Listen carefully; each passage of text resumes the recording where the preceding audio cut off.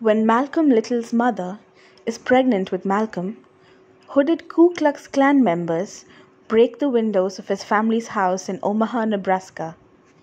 The white supremacist target is Malcolm's father, Earl Little, a tall black Baptist preacher from Georgia, because he works for Marcus Garvey's Universal Negro Improvement Association, or UNIA, which supports the return of American blacks to Africa. Malcolm is Earl's seventh and lightest skinned child. He's the only son who escapes Earl's beatings and gets to follow his father to UNIA meetings. Malcolm's mother, Louise Little, is a fair-skinned, educated woman from the island of Grenada. She was conceived when her father, a white man she never knew, raped her mother. Though Louise is able to get domestic work in town by passing as white, she stays at home to cook and clean for her family. When the family moves to Lansing, Michigan in 1929, another white supremacist group burns down their house. Malcolm says that watching his house burn taught him one of many early lessons about being black in America. He sees that success for blacks in Lansing means waiting tables or shining shoes rather than working in a respected profession, and that the majority of black people are poor and jobless. After a white boy cheats Malcolm out of a hard-earned dollar, Malcolm realizes that the odds are stacked against blacks. However, Malcolm also learns some positive lessons. After making a fuss at home gets him extra biscuits, Malcolm concludes that the way to get something is to ask for it. When Malcolm is 6, white men who oppose Earl's black nationalist work kill him. Earl's life insurance company refuses to pay what it owes the family, claiming that Earl's death was a suicide. The Great Depression is on, and with only dandelions to eat, the little family is forced to rely on welfare. When Malcolm steals food from stores, welfare agents blame Louise. They call her crazy for rejecting free pork because she wants to adhere to Seventh-day Adventist dietary restrictions. When social workers send Louise to a mental hospital, the kids split up and all but the eldest two go to foster homes. Malcolm blames the state welfare agency for robbing his mother of her dignity and breaking apart his family.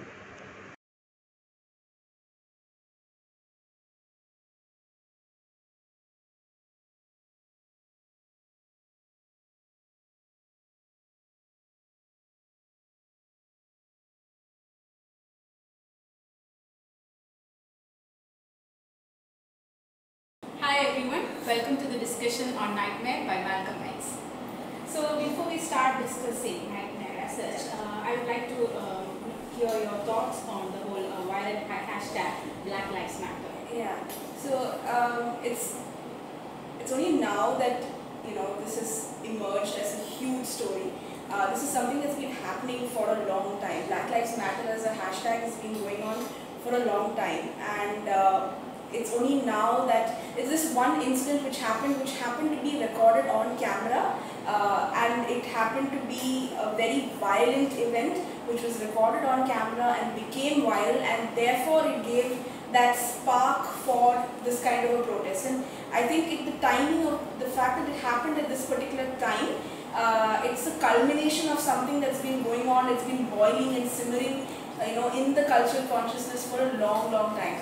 And it's not something that is, like I was saying, it's not something that's very new to them. It's something that is, it's been long coming, and as it's happening right now, I was trying to order the book, when I wanted to read it, and I realized that it's all sold out everywhere on Amazon, especially even Amazon internationally. And the thing is, everyone's buying these books, everyone's reading it, and right now it's this time where everyone's re-examining the problematic areas. Yes, Malcolm X is all of a sudden very relevant. Yes. Yes, so I think this is the right time to connect these two topics, and in fact, one cannot be discussed without the other appropriately. Yeah. Yeah, so let's get start with Nightmare as such. So when you read that, what are the things which stood out to you? So the first thing that hit me was that this is a literal account of how a systemic erosion of a person's identity and life happened, and I'm talking about his mother, and how that sort of relates to everything that has been going on. And in fact, that in the George Floyd situation right now as well, the debate around it is about systemic racism. It's not just casual racism in passing. It's not about me not liking the color of your skin and therefore me saying something, but it's about how the entire system, the government, the society as such is structured purposely in such a way to propagate a racist kind of a racist environment.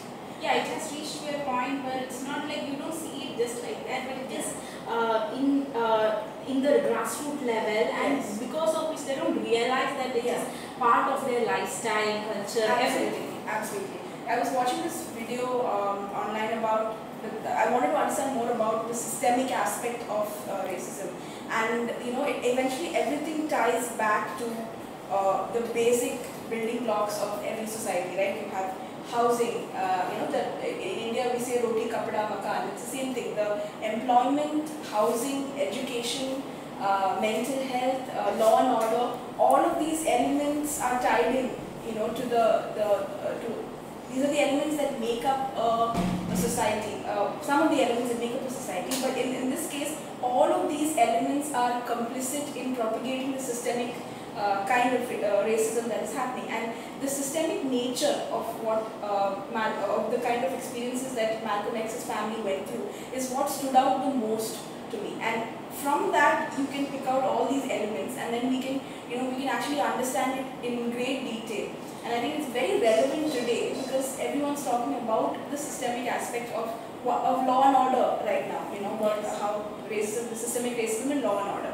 But Malcolm X's Nightmare, the chapter talks about it from an entirely broad perspective, not just the police, but you notice everything from where they live to how they are able to find work and education. Everything kind of fits into that. Yeah, and also if you read that text, you will understand that racism is not something which is propagated just by white people. Yeah.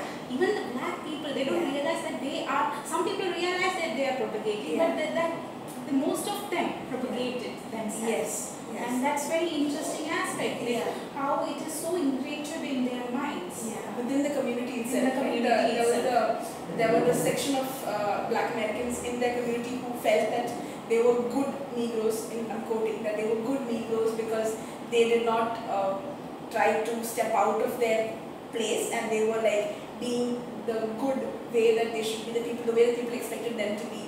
And everybody, including Malcolm X's father and other people who were trying to be uppity.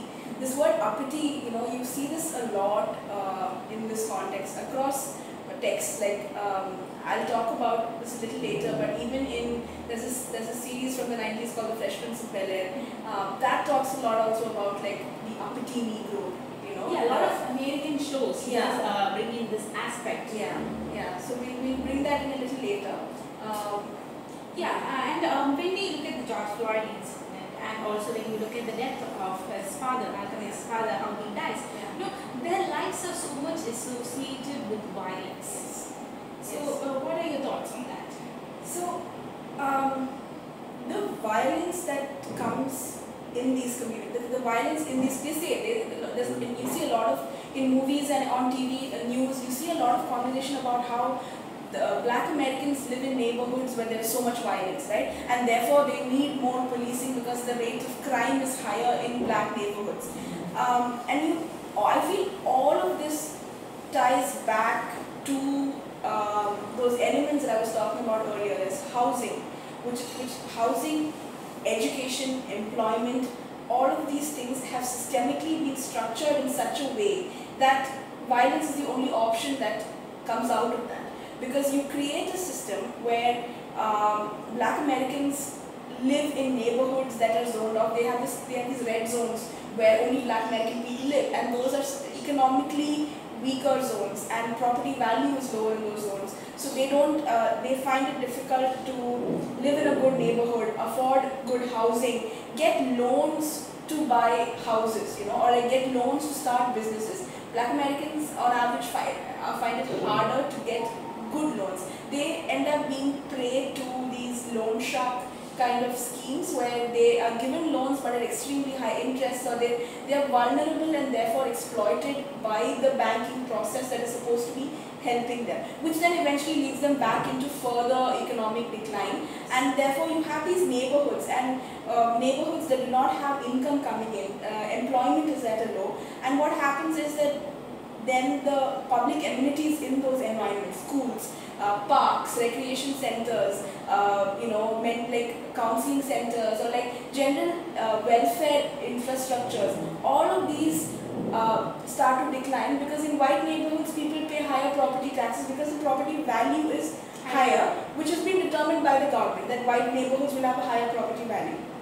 And therefore they are able to have better education, better healthcare, and a safer environment. Whereas black neighborhoods, what happens is that poverty, systemic poverty, they're not born, like it's not poverty that comes because people are lazy, or people are like, these are the terms people use, that they're lazy, they're not working hard enough. But the thing is, they're trying to win in a game that has been rigged against them. Yes. That is the systemic problem, so if they're not able to afford good, in the neighborhood, the property value in those neighborhoods are low, there's not enough money coming into those neighborhoods, then everything is in a shambles, right? You have, in the Fresh Prince of Bel-Air, Will Smith's character, he grows up in West Philadelphia, and he says, on the playgrounds where I spend most of my days, because after school they hang out in these playgrounds, they're playing, and these are lawless kind of spaces. It also sometimes reminds me of Lord of the Flies, where these Yes. lawless places where these boys and girls are trying to figure out how to navigate social structure, and this is where they come into contact with things like drug violence, and like, because they're very poor and they want to make money, and traditional employment is not a steady option for them, and making a quick buck by selling drugs. The people they look up to, like older, like when you're like a teenager, you look up at an older black young man, and he's making money selling drugs, or he's got a certain lifestyle. That's what they try to then emulate, and that entire they grow up in these situations that force them to have only like to die a violent death or to go to prison. Like if you see movies like you mentioned Blind Spot, movies like Blind Spot, Coach Carter, all of these talk about how difficult it is for a black man to rise out of the violence that they live in, through no fault of their own. And to rise above that, and how important education plays a good role in that, how important, there's a movie called Basketball Diaries as well, if I'm not mistaken. All of these talk about how sports, education, having a good environment around them, all of these are very, very essential for these kids to be able to raise themselves out of the struggle that they go through, and those who have made it out are then held up as an ideal. But the thing is, it's not as hard for a white person to do this, because to start with, they already have all the things that they have to struggle. Struggle is thrice as hard for black Americans, right? And that's what's going on right now, and that struggle itself, when existence itself is a struggle, violence is a natural, I feel like violence is a natural language in those contexts, right? You can't have non-violence where everything from an act of going to school, what do you wear, everything, that there is inherent violence in all of that, a struggle in all of that, which I feel translates to violence. And that's where Malcolm's statement in the text becomes very relevant, like that he says that he's almost sure that he's going to have a violent end, and that's what happens to him in later life. I mean, violence is so much part of their life, and even when connected with the incident right now, what we feel is that this whole process of racism, we cannot undo it or eliminate it without violence. I mean, if people are advocating why should they come out there or come out on roads or come out on streets and protest, or why is violence part of the protest? I mean, like, there are other people who followed non-violent methods, like in India we have Gandhi, we have Mandela, we have such good examples. But What do you think? Why is that violence is so important, especially in their case, to reverse this whole effect? I mean, I don't think reversion is the exact word for it, but still, maybe correcting it or like correcting it. Correcting it, we need. It looks like violence needs to be a part of it. Why is it so? So I saw this post today it kind of addresses exactly what we were talking about. It says it was a cartoon which talked about how America is as a country that was built on land that was stolen from a people, and it was built by people who were stolen from their land. So it references the indigenous American population that was there on the continent who were marginalized and oppressed and literally reduced to living on reservations right now while the rest of their country is taken over. And it talks about Black Americans who were brought to America to build to build the country. I would say that the social, the cultural, the economic engine of America itself is built on the backs of Black Americans. And like it reminds me of that Bob Marley song, Buffalo Soldier, is stolen from Africa, brought to America, fighting on arrival, fighting for survival. And that's something Malcolm X also talks about, how for the black man, he had to be strong to survive. The black man's life woman's life has always been one of fight. Yes. Existence itself is a fight. Yes. And it's like the American dream. Like the Americans are so proud of this whole American dream, which gives equal opportunity to everyone who's ready to work hard. But these people have worked harder than anyone, but it's not a reality for them. So the American dream is flawed. That's what their reality is portraying to us right now. In fact, I would say that instead of calling it the American dream, they should call it the American game. Like the Game of Thrones, where you either win or you lose. And the only thing is that in this game, the game itself is rigged. It's set, like right from the time right after the Civil War. When they did the red zoning of areas, saying that these are neighborhoods where predominantly Black Americans live and therefore its value is lower, it gets lesser representation. They try to, the systemic erosion of like making sure that Black people do not have this. It's sort of like let me put it this way. It's almost like they're saying, okay, they've now become free, but let's see how they will succeed in this game. Where let's rig things around so that they cannot succeed even if they work hard. Like still is constantly beating them up. And the so-called system which is instituted for their welfare is never working for their welfare. In fact, it is looking for their flaws, their weaknesses, and trying to trap it. That's exactly what happens to his mother. Exactly. After his father's death, when she's trying to survive, and when she's trying to build a home for her children, the system is constantly scrutinizing her. And they're not letting her go of her minor flaws and mistakes. And they're waiting for her to make a mistake so they can trap her and divide that family and destroy that family. In fact, the system which was instituted for their welfare is what destroys them. That splits up the children. Finally, I mean, the system is the reason why the mother ends up in a mental asylum. Absolutely. There's a line that he says in that where he says that now a Black man's children are now in control of a white man now has control of a Black man's children, and what is that if not another form of slavery? I found that very interesting, because it's almost like from the moment his father died, it's sort of like the state was trying to get control of all of them through the process of it's like a legal form of slavery. It's like they're getting back. They have the ownership of these Black kids. And in fact, the foster care system itself. So he talks about how he was placed with people who were actually nice, but that's a very rare instance. The thing is, children who go through foster homes, if you see even in movies like Blind Spot, you see how children who go through foster homes, if you have a good foster home, it makes a world of difference. But what happens, the reality of foster homes in the US is that they have most people take up this charge of foster homes because Yeah. they need the state money. Yeah. And they do not really invest much on these Absolutely. kids. And there'll be so many, like 5 to 8 kids in a foster home. And again,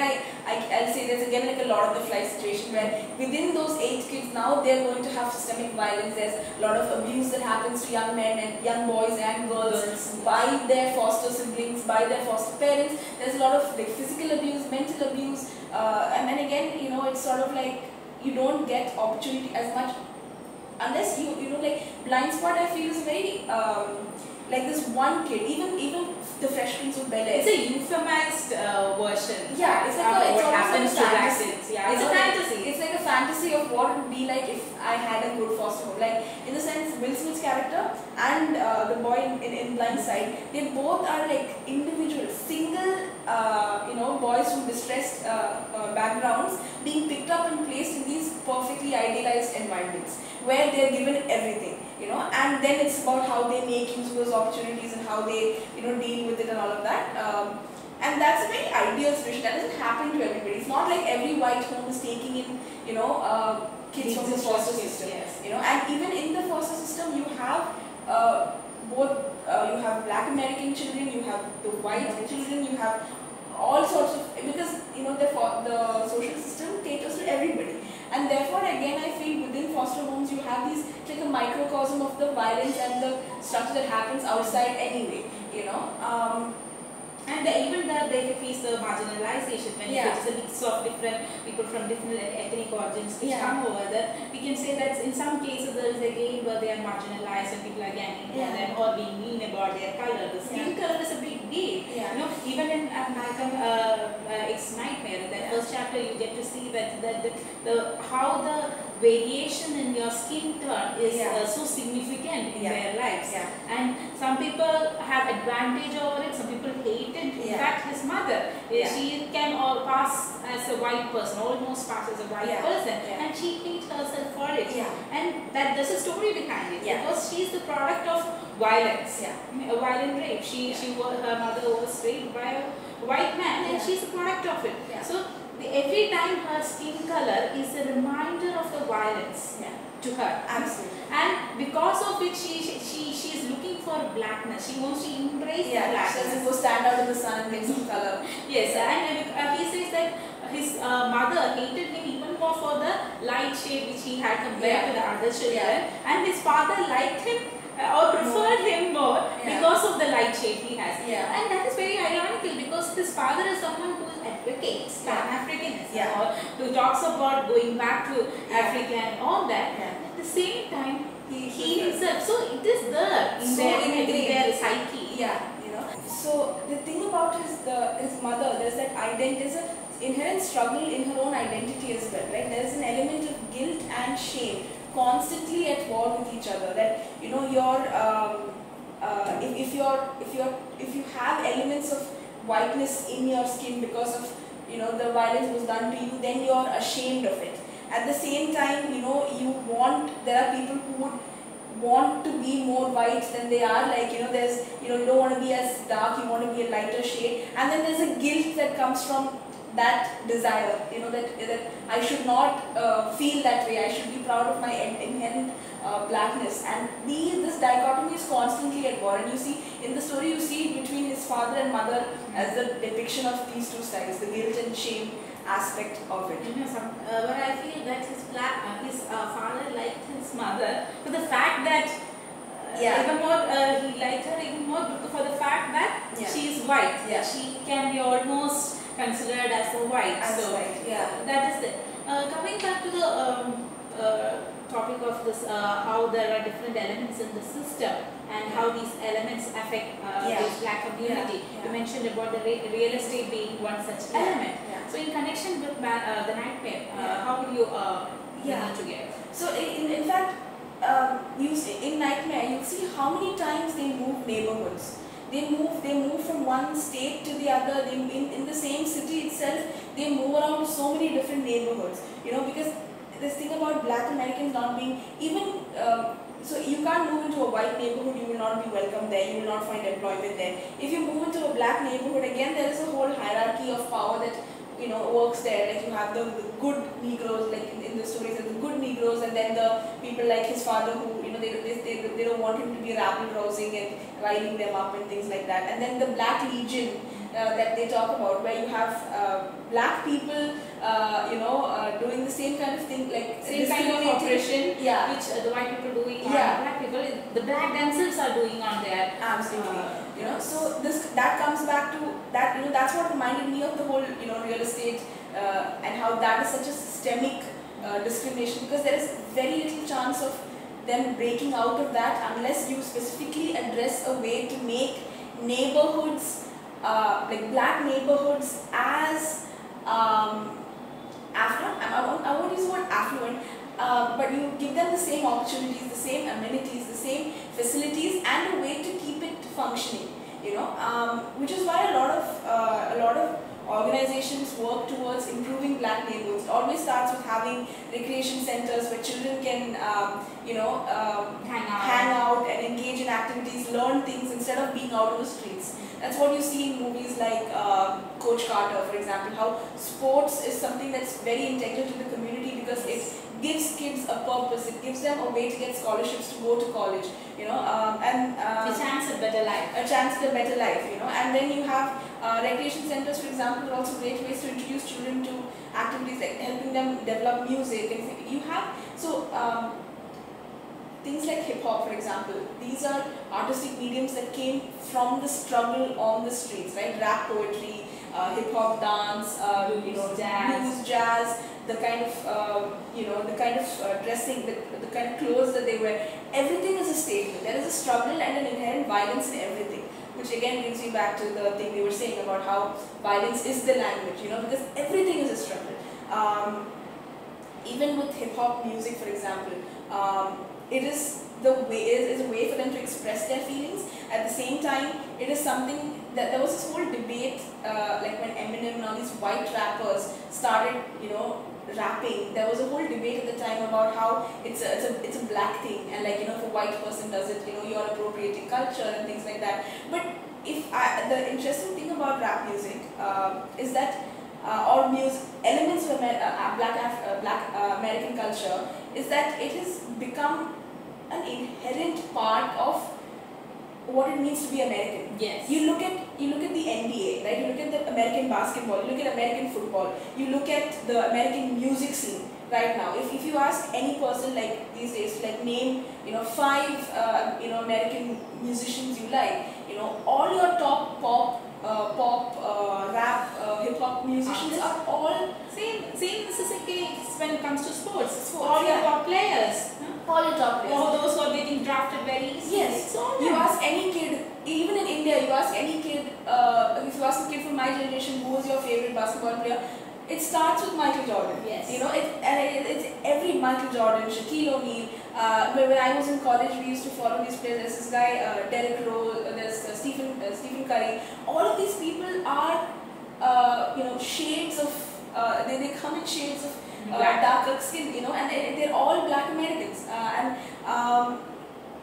Sports, if you take music, so the thing is, what I find interesting about this element that black American culture is so ingrained in the cultural fabric of America. This is important because it becomes relevant when you bring up the argument of maybe black people should go back to Africa, which his father talks about, that Michael Garvey. Yes. Marcus Garvey. Yes. Marcus Garvey. The whole thing of Africans should go back to Africa, or that we should have a land of our own. That debate does not exist at all. I feel that it's not relevant at all, because just because their ancestors came from Africa, right? The white Americans, their ancestors came from all over Europe.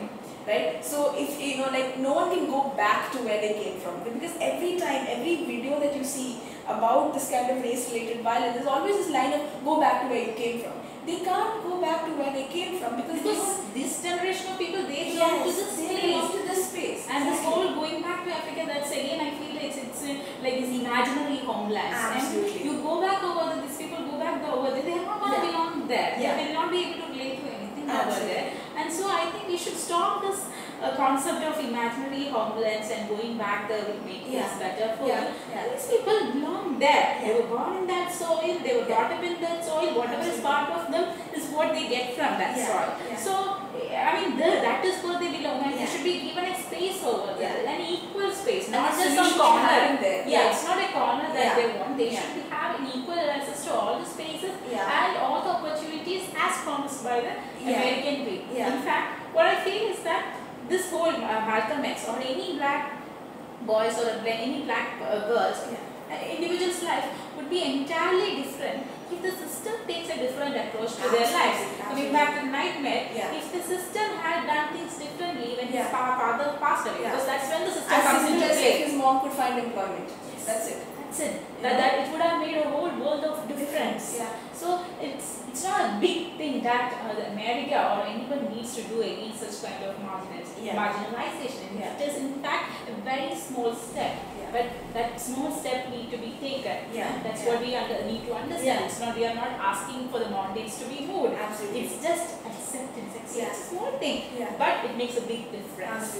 We need acceptance of these marginalized people. We need acceptance of these black people in the American space, and things should be starting to things should start to change from at a grassroots level, from the system which exists, how the system perceives things, look after these things. That's how we need to go about it. So that's our discussion about this book. Please post your thoughts in the forum. Thank you.